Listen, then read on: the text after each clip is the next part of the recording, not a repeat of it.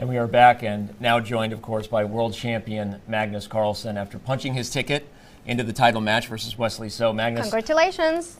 Congratulations. First of all, starting with day one, they say great champions win when their back is against the wall. You lost your first game to Fabiano in this match.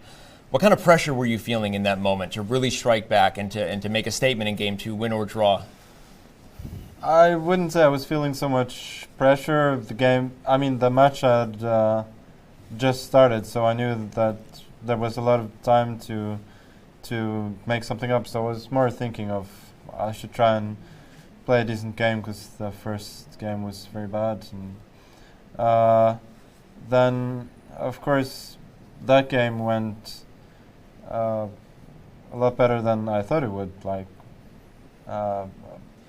To be honest, I didn't really have chances to play for a win. I think he was the one who was slightly better, and then it all turned around, and I was sort of happy with the draw in that game, right. Just so I would get a chance, maybe equalize on the second day, and then have a good chance today. But yeah, it all turned out quite differently. Yeah. How much would it mean to you? You're the world champion here in classical chess, but to win the first ever Fischer Random World Chess Championship title, but also to do it here in your hometown in front of your most loyal fans. How much does this title mean to you? No, obviously it would be a big deal to win here, and I always thought that match with Fabiano would be very, very tough, so I'm very happy to have gotten through that. Whenever there are titles to be had, I want to have them. So that's my general my general mindset there. So we go. At which point did you think that the match is going your way? Was it after second win? Yeah, I guess after the second win, when I played a pretty good game with the black pieces, I thought that I'd gotten into the match and I would have a very good chance. But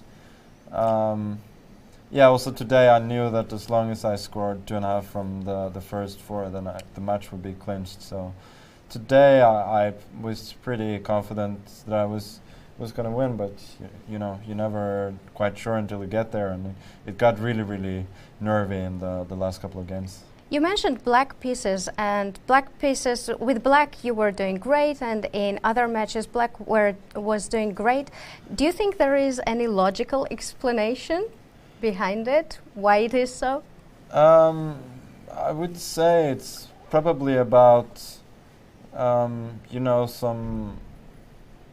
have a little more information since you go second, and usually in chess that's not a positive thing, but since we don't really know how to play the opening, since we don't know any theory, maybe I don't know what it is. Maybe also people feel a bit too much of an entitlement as white. They feel like they have to be better and underestimate black's counterplay. Let's take, for instance, well, there are 2 of my games in which I was just clearly better with black out of the opening without him having made any obvious mistakes. Right.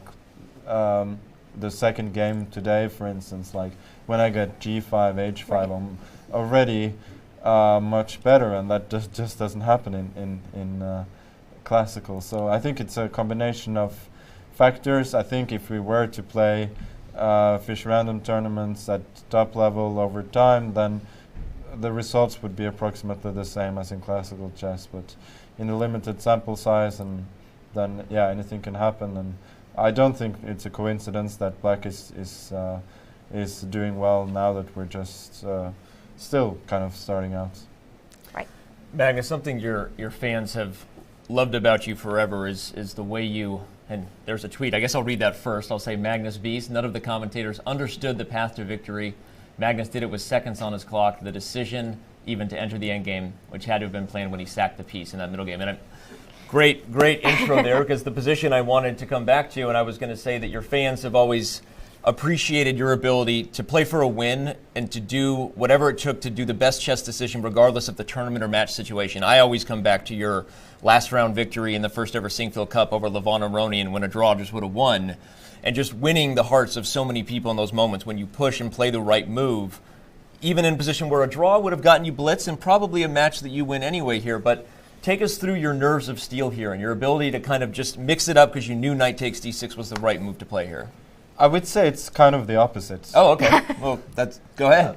Because I felt that my nerves were failing a bit and I couldn't really find a plan. So I felt like the course of the game was not going so great for me. Like I was struggling to find a plan, and I really felt like if I continued to just play normally, I would probably drift and anything could happen. So I really wanted to force the game, and I felt intuitively that I should not be risking anything. So that certainly helps. But I think right at the end there may have been a draw. In fact, Did you plan to go into endgame? Sorry. Oh, no, you go ahead. You go ahead. Did you plan to go into the endgame when you sacrificed knight d6, or did you consider no, queen d4? I didn't think about rook a7 at all. Okay. So, but I thought that any move that allows rook d7 should be fine for me, because then I'm very safe.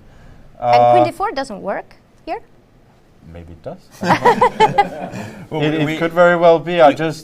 At this point, I saw this whole bishop d5, queen a8, and queen c6, and I felt that this ending should be winning. So I really preferred. You'd already seen this line, the ability to coordinate the queen and bishop on the Yeah, a exactly, and I really preferred the bird in hand at this point. Okay, right. So it became kind of a two-result position here, and then we really applauded. In hindsight, obviously it got very exciting in time pressure, but your ability to play queen c6 here and kind of know that, as you said, bird in hand, probably you can't lose this position, and ultimately exactly. you won. And I feel like it should have been winning later on, and then I think it's a draw right at the end when he goes rook f6. I mean, I cannot see any way to...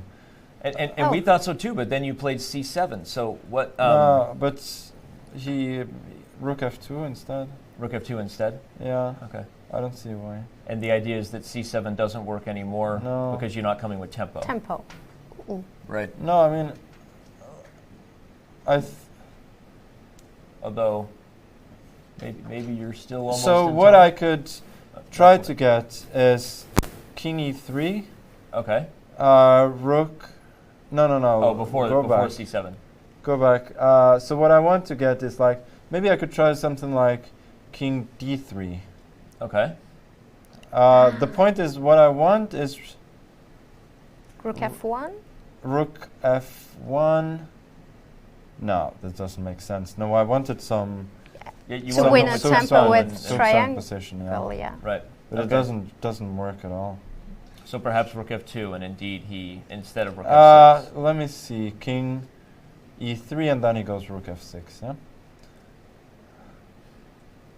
Yeah, and... but if it was his move here? If it was his move, he would have no move. Then so this you is can the position I need to... Right. King d3, no? King d3? I mean, rook f1, king e2?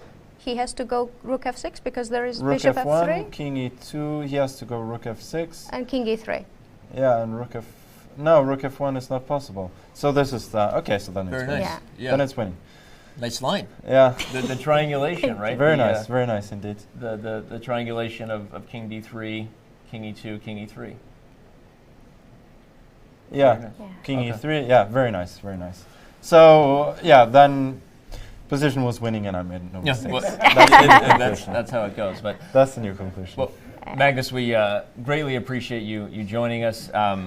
But before we let you go, I'll just say you're an ambassador for the game. You do a lot of amazing things. You have Play Magnus, you have Chess24. You're doing so many things to kind of shepherd the game along. Do you consider yourself an ambassador for Fischer Random to take the next steps here and to help this event and the game itself start making Fischer Random more a part of World Championship title matches like this? Yeah, I think I'm not so sure about that, but I think all the players they love it. Right. And I feel like exactly the second game today, I really, like after 6 to 8 moves, I was really thinking like, this is why we play. This is why we play Fischer Random. Like, you go g5, you go h5, and suddenly your position is great. I mean, you don't see that in regular chess. It just adds such a different dimension to the game, and probably he didn't have those thoughts at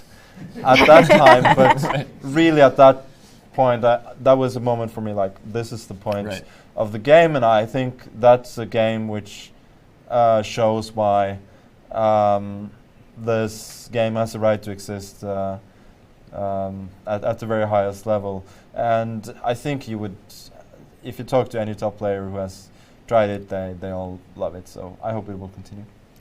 Well, those games are why you play. The games by you are why the fans watch, and we appreciate it so much, man. Good luck in the title match versus Wesley So, and we'll see you in a couple days. Good luck. Thank you.